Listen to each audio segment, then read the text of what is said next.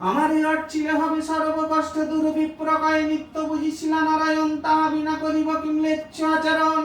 ফকিরি বলেন হেসে শোনো বিপ্রবার বেদ বা কোরআন কিছু নাহি মতান্তর। যেই রাম সেই রহিম নাম একই হয় তিলকে নাহি দুই কহিন নিশ্চয়। কহিতে কহিতে পাতা কিলির নাথ শঙ্খ চক্র গদা পদ্ম শোভে চারিহাত। দেখিয়া ব্রাহ্মণ তবে পড়িল ধরণী পূজার প্রণালী কহ ধরি তব পায়ে। ফকিরি বলেন শোনো শোনো বিপ্রবর যেমেতে করিবে পূজা করি অতপর গদমা সহসা ছেড়ে করিবে বেগুড়া। সুপারি সহসা কন্যা পানারম্বা ছড়া ছড়া করা সহসা সে ঋক্ষ গড়ে দেবে ক্ষীরি কিংবা দুগ্ধ সহ ভক্তিটি আচরিবে। এই সব বস্তু করি যত আয়োজন চারিদিকে বসিবে যত ভক্তগণ। আমার গুণের কথা শুনিবে শ্রবণী বিধানে বুঝিবে বিপ্র পরমে যতনে সত্য বিধি কহিলে তবে মাথায় দেবে হাত নারায়ণ বলে করিবে প্রণিপাত। প্রসাদ লইবে যতনেই তো বিধান এত করি নারায়ণ হনন্ত্রদ্রাণ শুনি ভাবে গদ গদ বিপ্র পুলকিত। ভূমিতে ভূমিতে গিয়ে হন উপনীত ব্রাহ্মণী শুনিয়া নাটছে নিগমন।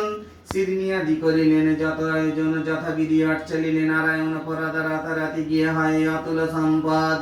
ইয়া দেখি গ্রামবাসী কাঠুরিয়া গণ ভক্তি করে দ্বিজবরে জিজ্ঞাসিয়া তখন শুনি দ্বিজ বলিলেন বিধান সমস্ত। কাঠুরিয়া গণ শুনে হয় বড় ব্যস্ত শিরনিয়াদি করিল তারা বিহিত প্রকারে সর্ব কষ্ট দূরইল ৮০০ ঘরে ঘরে। সদানন্দ নামে সাধু ছিল একজন কাটুরের সুখে দেখে হয় অষ্টমন। জিজ্ঞাসিয়া দিয়ন্ত সকলে জানিল জানিয়া সাধুর হৃদয়ে ভক্তি জন্মিল। সাধু কহে অতুল সম্পদ নাহি অন্য দানে। কন্যা নাই তাই দুঃখ চিন্তা মনে মনে যদি মরে গৃহে এক জন্মে তনা বুঝিব সত্য বীরে শিরনিয়া রেগে দিয়া।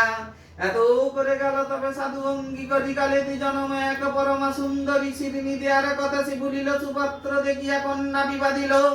কতকালে সাজাইয়া সাতখানি তরি জামাতা লইয়া যায় সাধু করা তরি দক্ষিণ পটনে ছিল রাজা কলানিধি।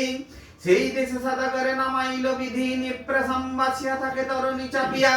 বিপত্তি ঘটিল তবে শিরিনি না দিয়া রাজার ভান্ডারে যত ধনা দিয়ে আসছিল নিশি মধ্যে সাধুর নৌকায় পূর্ণ হইল।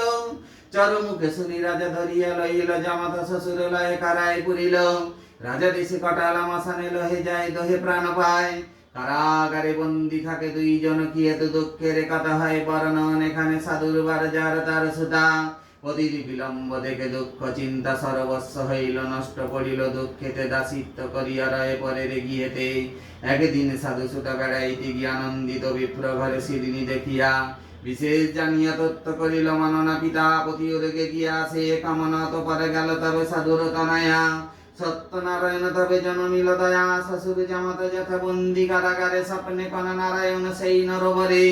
শোনো শোনো এ রাজা আমার বচন কলিকালে বুঝু আমি সত্যনারায়ণ সদাগর আর তার স্নেহের জামাই। বিনা দোষী বন্দি আছে দোষ কিছু নাই রজনী প্রভাত হইল ২ সদাগরে ১০ গুণ ধন দিয়া তো শিবে সদরে। বলিতে বলিতে হইল মহান মূরতি স্বপ্নে হেরি উঠিল চমকিল নরপতি। প্রাতকালী উঠি রাজা সভার গোচর কারা হইতে আনাইল ২ সদাগর। ভূষণ ভূষণার বহু ধন দিল সাধুরে সন্তুষ্ট করে বিদায় করিল। ১০ গুণ ধন দিল নাহি দিল ভাড়া দেশেতে যাইতে সাধু করিলে কে তারা। পুলকিত হটছে জন হটছে কোলাহল নাহি জানে সত্য দেবে করিয়া মঙ্গল। তবে সত্যদেব মন বুঝিতে সাধুর ফকির রূপেতে গণ বচন মধুর। ঘাটে বসি ভিক্ষায় দূষণ সদাগরে কিছু ভিক্ষা দিয়া যাও যাও নিজ ঘর। হইবে মঙ্গল তব আমি ঘরে যাই কুশলে থাকো তুমি শোনো সাধু ভাই। সাধু কহে তোমা দিলে কি বা ফল হবে ক্ষমতা থাকিলে তব নীরব পারে। তু সংগারে বিনা মোর নাই কিছু নাই চাহ যদি দিতে পারে জানাই তোমায় শুনি কিছু না বলিয়া সত্যনারায়ণ বসিয়া রহিল তবে মদিয়া নয়ন। কিছু দূর গিয়া দেখে শ্বশুর জামাই তু সংগারে বিনা নাহি কিছু নাই। সাধ নাহি যত বস্তু অমনি শ্বশুর জামাতা কান্দে করে শিরহানি। জামাতা কহিল চিন্তি সত্য সদাগরে ঘটনা ঘটে তবে ভিক্ষা না দিয়া ফকিরে। সেজন্য সামান্য নাই বুঝি অনুমানে চলো চলো ধরি গিয়া তাহার চরণে।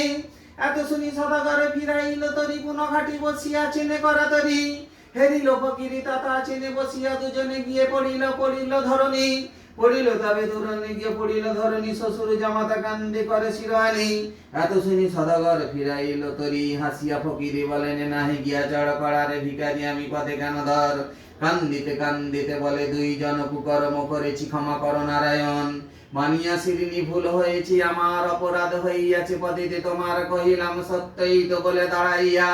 সহসা শ্রী শরণের শ্রী নিদব ঘরে গিয়া সত্যনারায়ণ তবে সদয় হইল পনতি করিয়া উত্তরিল ঘাটে সাধু হইল কৌতূহল সাধুর গৃহিণী তবে শুনি কৌতূহল নৌকার দব্বাদি যত ঘরেতে লইয়া সিদিনী করিল সাধু পুতকে চেমজিয়া প্রসাদ লইল যতনে ঘুড়ি দুই পানি প্রসাদ লইতে গিয়ে মাটিতে ফেলে তবে সাধুর নন্দিনী দেখিয়া সত্তর দেবী কদিত হইল জামাতা সহিতে তবে নৌকা সলিলে ডুবিল তাহা দেখি ঘরে উচ্চনাদ হায় হায় অকস্মাৎ কি হইল প্রমাদ শুনি সাধু কন্যা যায় ডুবিয়া মরিতে জননী না পারে তারে ধরিয়া রাখিতে হেনকালে দৈব বাণী হইল বাঞ্ছিত সিদিনী ফেলিয়া সুত কহিল বিপরীত ইয়া শুনি সাধু সুতা তখনই উঠিয়া মাটি হইতে সিদিনী তবে খাইল চাটিয়া ভাসিল নৌকার তবে সাধুর জামাই যত দুব্র আছে কিছু নড়ে নাই তরি যতিকে বস্তু ভান্ডারে দিয়ানি করিলে গে সহসা সেরে সোনার সিদিনী স্বপ্নে বলিলেন প্রভু শোন শোন কহি আটায় সন্তুষ্ট আমি সর্বক্ষণ হই